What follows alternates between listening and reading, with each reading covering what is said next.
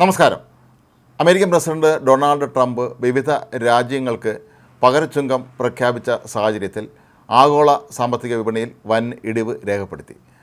അമേരിക്കയിൽ നിന്നുള്ള കോടീശ്വരന്മാർക്ക് തന്നെയാണ് ഇതിൽ ഏറ്റവും വലിയ തിരിച്ചടി നേരിട്ടത് എന്നാണ് പറയപ്പെടുന്നത്. ചൈനയാകട്ടെ അമേരിക്കയുടെ പകരച്ചുങ്കത്തിന് തിരിച്ചടിയായി അമേരിക്കയിൽ നിന്നുള്ള ഉൽപ്പന്നങ്ങൾക്ക് 34% തീരുവ ഏർപ്പെടുത്തുകയും ചെയ്തു. ഇതോടെ ചൈനയും അമേരിക്കയും തമ്മിൽ നേരിട്ടുള്ള വ്യാപാര യുദ്ധത്തിലേക്ക് കടന്നു എന്ന് തന്നെ പറയാം. എന്നാൽ ഇതെല്ലാം തന്നെ ആഗോള വിപണിയിൽ വലിയ മാറ്റത്തിനാണ് ആഗോള വിപണിയിൽ വലിയ തിരിച്ചടിക്കാണ് കാരണമായി മാറിയിരിക്കുന്നത്. ബ്രിട്ടനിലും ഇതിൻ്റെ പ്രത്യാഘാതങ്ങൾ ഉണ്ടായിട്ടുണ്ട്. ലണ്ടനിലെ ഓഹരി വിപണിയിലും വലിയ ഇടിവാണ് രേഖപ്പെടുത്തിയത്.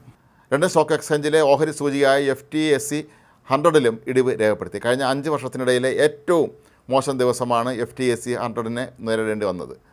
100 കമ്പനികൾ ഉൾപ്പെടുത്തി 1984 ജനുവരിയിലാണ് ഇതിൻ്റെ പ്രവർത്തനം തുടങ്ങിയത്. UK ബ്ലൂ ചിപ്പ് സൂചിക 4.86% ഇടിയുകയും ചെയ്തു. 2020 മാർച്ചിന് ശേഷമുള്ള ഏറ്റവും വലിയ സാമ്പത്തിക തകർച്ചയാണ് ഇപ്പോൾ ഇവിടെ ഉണ്ടായിരിക്കുന്നത്. അതേസമയം ബ്രിട്ടീഷ് പ്രധാനമന്ത്രി കീർ സ്റ്റാമർ ആകട്ടെ പ്രസിഡന്റ് ഡൊണാൾഡ് ട്രംപിൻ്റെ ഈ തീരുമാനത്തിനെതിരെ ഇപ്പോൾ രംഗത്തെത്തിയിരിക്കുകയാണ്.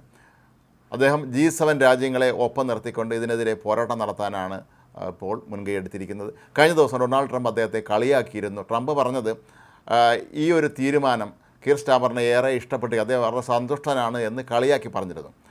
ഇതിന് തിരിച്ചടി നൽകണം എന്നാണ് കീർ സ്റ്റാമറിന് ഒപ്പമുണ്ടായിരുന്നവർ ആവശ്യപ്പെട്ടിരുന്നത്. എങ്കിലും അവിടുത്തെ വലിയൊരു വിഭാഗം വ്യവസായികളും കീർ സ്റ്റാമറിനോട് തിരിച്ചടിക്ക് ഒരുങ്ങരുത് എന്നാണ് ആവശ്യപ്പെട്ടിരിക്കുന്നത്. കാരണം അവർക്കെല്ലാം തന്നെ അമേരിക്കയിൽ വലിയ തോതിലുള്ള വ്യവസായങ്ങളുണ്ട്. അങ്ങനെ ചെയ്താൽ അത് ട്രംപിൻ്റെ പ്രതികാര നടപടിക്ക് കാരണമായേക്കും എന്നാണ് ഇവരെല്ലാം തന്നെ ഭയക്കുന്നത്. ട്രംപിൻ്റെ തീരുമാനം കൊണ്ട് ഉണ്ടായ മറ്റൊരു വളരെ വിചിത്രമായൊരു കാര്യം അദ്ദേഹത്തിൻ്റെ ഒപ്പം നിൽക്കുന്ന ഇലോൺ മസ്ക് ഉൾപ്പെടെയുള്ള കോടീശ്വരന്മാർക്കേറ്റ തിരിച്ചടിയാണ്. ഇലോൺ മസ്കിനും അമേരിക്കയിലെ പല ശതകോടീശ്വരന്മാർക്കും വൻതോതിലുള്ള തിരിച്ചടിയാണ് ട്രംപിൻ്റെ പുതിയ പരിഷ്കാരം കാരണം ഉണ്ടായിരിക്കുന്നത്.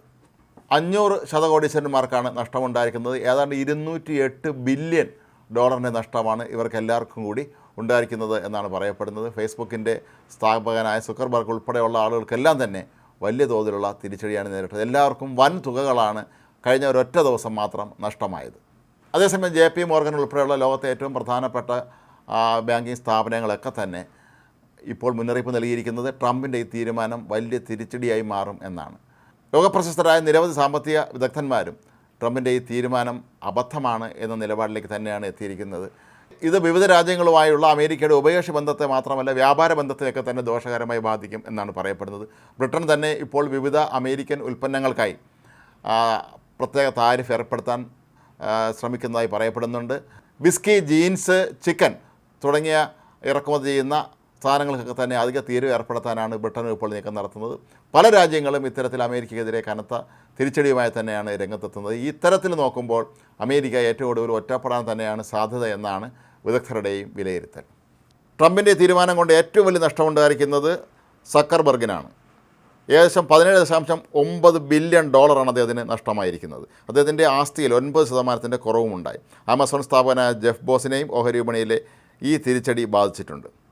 അപ്പോൾ ഇത്തരത്തിൽ നോക്കുമ്പോൾ ട്രംപിൻ്റെ ഈ തീരുമാനം വല്ലാത്ത തിരിച്ചടിയായി മാറുന്നത് അമേരിക്കയ്ക്ക് തന്നെയാണെന്ന് തന്നെ മനസ്സിലാക്കാൻ കഴിയും. കാരണം ലോകത്തെ മറ്റെല്ലാ രാജ്യങ്ങളും ഒറ്റക്കെട്ടായി നിന്നുകൊണ്ട് അമേരിക്കയെ ഈ ഒരു വ്യാപാര യുദ്ധത്തിൽ നേരിടാൻ ഇറങ്ങിയാൽ അത് അമേരിക്കയ്ക്ക് കൂടുതൽ ബുദ്ധിമുട്ടുകൾ ഉണ്ടാക്കും എന്നുള്ളത് ഉറപ്പാണ്. എന്നാൽ ട്രംപ് ആകട്ടെ താൻ ചെയ്തത് മാത്രമാണ് ശരി എന്ന നിലപാടിലാണ് ഇപ്പോഴും മുന്നോട്ട് പോകുന്നത്. അദ്ദേഹം കഴിഞ്ഞ ദിവസം ചൈനയെ കളിയാക്കിയിരുന്നു.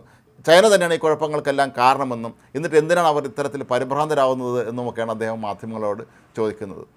ഇലോൺ മസ്ക് ഒപ്പം കൂടിയതിന് ശേഷമാണ് ട്രംപ് ഇത്തരത്തിൽ സാമ്പത്തിക കാര്യങ്ങളിലൊക്കെ തന്നെ തെറ്റായ തീരുമാനങ്ങൾ എടുക്കുന്നത് എന്ന് അദ്ദേഹത്തിൻ്റെ പാർട്ടികളിൽ നിന്ന് പോലും എതിരഭിപ്രായം ഇപ്പോൾ ഉയരുന്നുണ്ട്. എന്തായാലും ആഗോള വിപണിയിൽ വലിയൊരു മാറ്റത്തിനും ഒരുപക്ഷെ പ്രതിസന്ധിക്കുമെല്ലാം കാരണമായേക്കാവുന്ന ഒരു തീരുമാനം തന്നെയാണ് ട്രംപ് എടുത്തിട്ടുള്ളത് എന്നാണ് ഇപ്പോൾ പൊതുവെ പുറത്തുവരുന്ന അഭിപ്രായം. ചൈന മാത്രമല്ല, ഇപ്പോൾ ബ്രിട്ടനും അതിൻ്റെ തിക്തഫലം അനുഭവിക്കുകയാണ്. അവിടുത്തെ ഓഹരി വിപണിയിലെ ഇടിവ് നമ്മൾ കണ്ടതാണ്. കൂടാതെ ബ്രിട്ടീഷ് പ്രധാനമന്ത്രി കീർ സ്റ്റാമർ ഒരുപക്ഷെ ശക്തമായ തന്നെ നിലപാടുമായി മറ്റ് യൂറോപ്യൻ രാജ്യങ്ങളുമായി ഒരുമിച്ച് നിന്ന് പോരാടാൻ ഇറങ്ങിയാൽ അത് ട്രംപിന് ഏറെ ബുദ്ധിമുട്ടുകൾ സൃഷ്ടിക്കും എന്നുള്ളതും ഉറപ്പാണ്.